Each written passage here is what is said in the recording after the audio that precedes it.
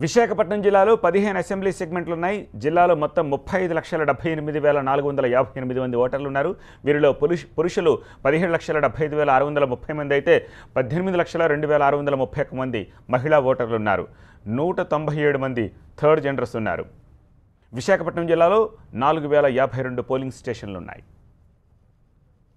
ఎన్నికలను బహిష్కరించాలని మావోయిస్టులు పిలుపునిచ్చిన నేపథ్యంలోని పోలీసులు మరింత అప్రమత్తమయ్యారు. మరికొద్ది గంటల్లో పోలింగ్ ప్రారంభమవుతున్న నేపథ్యంలోని డేగ కళ్లతో విశాఖ జిల్లాతో పాటు ఏజెన్సీలో పహారా కాస్తున్నారు. కేంద్ర బలగాలతో కలిసి సంయుక్తంగా అణువణువు గాలిస్తున్నారు, భద్రతా చర్యలు చేపట్టారు. అయితే ఇదే అంశంపై మనతో మాట్లాడేందుకు విశాఖ జిల్లా ఎస్పీ బాబూజీ అట్టడ మనతో ఉన్నారు. చెప్పండి సార్, ప్రధానంగా విశాఖ జిల్లా వ్యాప్తంగా ప్రధానంగా చూసుకోవచ్చు, ఛత్తీస్గఢ్లో కూడా ఒక బీజేపీ ఎమ్మెల్యేని మావోయిస్టులు టార్గెట్ చేశారు. విశాఖ ఏజెన్సీలో కూడా బ్యానర్లు కూడా వెలిసాయి, అంటే ఎన్నికలు బహిష్కరించాలని. ఈ నేపథ్యంలోనే ఎటువంటి భద్రతా ఏర్పాట్లు చేస్తున్నారు పోలింగ్ సందర్భంగా? ముఖ్యంగా మనకి విశాఖపట్నం రూరల్ జిల్లా పరిధిలో Araku assembly constituency, Paderu assembly constituency Maoist ప్రభావిత కాన్స్టిట్యున్సీస్గా మనం గుర్తించడం జరిగింది. ఈ కాన్స్టిట్యున్సీలో మొత్తం 469 పోలింగ్ కేంద్రాలు ఉన్నాయి. అన్ని పోలింగ్ కేంద్రాలు కూడాను మావోయిస్టు ప్రభావిత ప్రాంతాల్లో ఉన్నాయి. ఈ మావోయిస్టు ప్రభావిత ప్రాంతంలో ఉన్నటువంటి పోలింగ్ స్టేషన్లో ముఖ్యంగా మనము స్పెషల్ ఫోర్సెస్తో, అంటే గ్రేహౌండ్స్ బలగాలు, పారామిలిటరీ బలగాలు, జిల్లా స్పెషల్ పార్టీ బలగాలు, ఏపీఎస్పీ బలగాలతో ముమ్మరంగా మనం గాలింపు చర్యలు చేపట్టడం జరుగుతూ ఉంది. అదేవిధంగా అక్కడ ఉన్నటువంటి కంటెస్టింగ్ క్యాండిడేట్స్ అభ్యర్థులు ఎవరైతే ఉన్నారో వాళ్ళకు కూడా మనం ప్రత్యేకమైన భద్రతా ఏర్పాట్లు కూడా చేయడం జరిగిందండి. ప్రధానంగా జిల్లాలో సెన్సిటివ్ కేంద్రాలు ఎన్నున్నాయి? మన జిల్లాలో మైదాన ప్రాంతాల్లో సుమారు 250కి పైగా సెన్సిటివ్ కేంద్రాలు ఉన్నాయి. మనకి ఏజెన్సీ ఏరియాల్లో ఉన్నటువంటి 469కి పైగా పోలింగ్ కేంద్రాలు ఆంధ్ర ఒరిస్సా బార్డర్లో మన సరిహద్దుకి ఆనుకుని ఉన్నాయి. ఈ ప్రత్యేకమైనటువంటి పరిస్థితుల్లో అటువంటి 40 పైగా ఉన్నటువంటి పోలింగ్ కేంద్రాల్లో మనము చాలా కట్టుదిట్టమైనటువంటి భద్రతా ఏర్పాట్లు చేయడం జరిగింది. ముఖ్యంగా మనము డ్రోన్లు వినియోగం చేయడం జరుగుతూ ఉంది, యుఏవి వినియోగం చేయడం కూడా జరుగుతూ ఉందండి ఆ ప్రాంతాల్లో.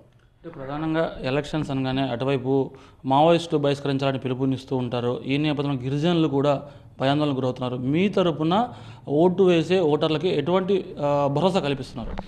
ముఖ్యంగా మనకి ఈ గిరిజన ప్రాంతాల్లో మావోయిస్టులు ఎలక్షన్ బాయ్కట్ కాల్ ఇచ్చిన సందర్భంగా మనము చాలా విస్తృతంగా చాలా గ్రామాలు పర్యటించి ప్రజల్లో ఒక భరోసా కల్పించడానికి, ముఖ్యంగా గిరిజనుల్లో భరోసా కల్పించడానికి మనం ప్రయత్నం చేయడం జరిగింది.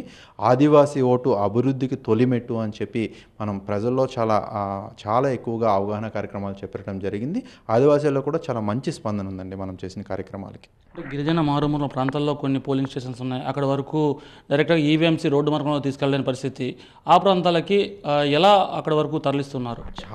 చాలా ప్రాంతాలు రోడ్డు మార్గం లేనటువంటి పోలింగ్ కేంద్రాలు ఉన్నాయి. అటువంటి పోలింగ్ కేంద్రాలకి కొన్ని సందర్భాల్లో మనము హెలికాప్టర్ కూడా వినియోగించడం జరుగుతుంది. కొన్ని సందర్భాల్లో అక్కడ ఉన్నటువంటి గుర్రాల ద్వారా కూడా మనం ఈవీఎంస్ తరలిస్తూ ఉన్నామండి. అంటే ప్రధానంగా పోలింగ్ నిర్వహించడం ఒక సవాల్ ఏజెన్సీ మావోయిస్టు ప్రభావిత ప్రాంతాల్లో. పోలింగ్ నిర్వహించిన తర్వాత గతంలో చూసాం చాలాసార్లు మావోయిస్టులు వచ్చి ఈవీఎంస్ బ్యాలెట్ బాక్సులు తీసుకెళ్ళడం, ఈవీఎంస్ ధ్వంసం చేయడం వంటి పరిస్థితులు చూసాం. అయితే ఈసారి ప్రత్యేకంగా పోలింగ్ అయిపోయిన తర్వాత స్ట్రాంగ్ రూమ్ తీసుకెళ్లే క్రమంలో ఎటువంటి చర్యలు తీసుకోబోతున్నారు ఈవీఎంస్? మనము ఈవీఎం వెళ్ళే ప్రాంతాలు ఏదైతే ఉన్నాయో ఆ రహదారులు మొత్తం కూడాను మనము మన స్పెషల్ ఫోర్సెస్ వినియోగించి అక్కడ చాలా కట్టుదిట్టమైనటువంటి భద్రతా ఏర్పాట్లు రహదారుల్లో కూడా చేయడం జరిగింది. మనం ఒక స్పెషల్లీ ట్రైన్డ్ స్నిఫర్ డాగ్స్ ద్వారా ఈ ఐడీలు ఎక్కడైనా పెట్టారా అని చెప్పి కూడా మనం చెక్ చేయడం జరుగుతూ ఉందండి.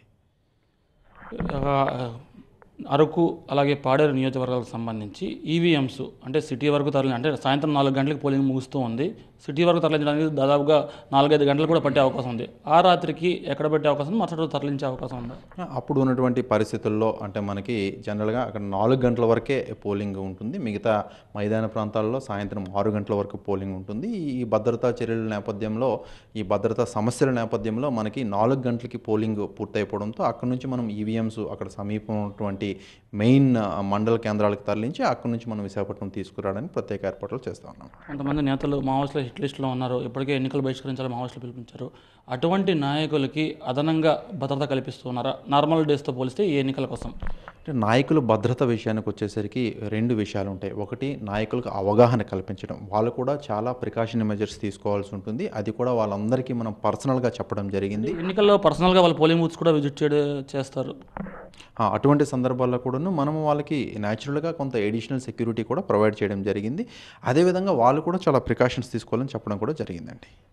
ఇది ప్రధానంగా ఆ మావోయిస్టులు ఇచ్చిన పిలుపు మేరకు పోలీసులు మరింత అప్రమత్తమయ్యారు. కేంద్ర బలగాలతో కలిసి ముమ్మరంగా ఆ కోఆర్డినేషన్తో వీరంతా కూడా పనిచేస్తున్నారు. ప్రధానంగా 469 మావోయిస్టు ప్రాబల్య ప్రాంతాల్లోని పోలింగ్ స్టేషన్లను గుర్తించిన పోలీసు అధికారులు ప్రత్యేక అధునాతనమైన సాంకేతిక పరిజ్ఞానంతో డేగగాళ్లతో నిఘా కాస్తున్నారు. ఒకవైపు డ్రోన్లు వినియోగిస్తున్నారు, మరోవైపు స్నిఫర్ డ్రాగ్స్ను రంగంలోకి దింపారు, మరోవైపు వివిధ ఏ అంశాలైతే భద్రతాపరమైన తీసుకోవాలో అన్ని భద్రతా ఏర్పాట్లు తీసుకున్నారు. ఎవరైతే మావోయిస్టుల హిట్ లిస్టులో ఉన్నారో ఆ నేతలకు నాయకులకు సాధారణం కంటే మించి భద్రత కల్పిస్తున్నామని ఎస్పీ అట్టాడ బాబూజీ చెబుతున్నారు. కొన్ని ఈవీఎంస్ని హెలికాప్టర్ల ద్వారా కూడా మావోయిస్టు ప్రాబల్య ప్రాంతాల్లో తరలించడానికి సిద్ధం చేశామని ఎస్పీ బాబూజీ అంటున్నారు. ఇది ఇక్కడ తాజా పరిస్థితి. కెమెరా పర్సన్ రసూల్తో ఖాజా టీవీ 9 విశాఖపట్నం.